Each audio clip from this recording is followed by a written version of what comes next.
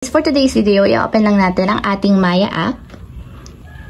And then, login lang natin guys dito yung ating account.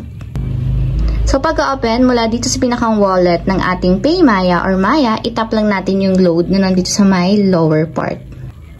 And ayan guys, dito sa taas is ilalagay natin yung phone number na gusto nyong lagyan ng load or gusto nyong sendan ng load. So, lagay nyo lang.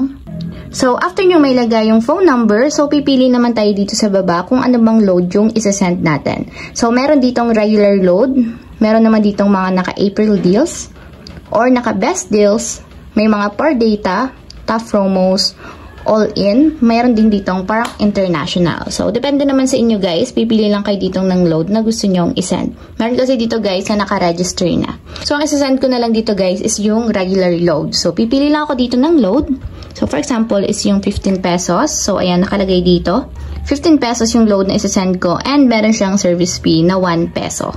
So, yung service fee guys is depende sa amount ng ilo-load ninyo. So, kung malaki-laki yung ilo-load ninyo, yung magiging service fee niya is hindi lang 1 peso. So, pwede siyang maging 2 pesos, 3 pesos, 4 pesos, or 5 pesos. So, depende yun sa load na isasend niyo guys. So, para ma-confirm or ma-continue yung load na isasend natin, tap natin yung buy this load.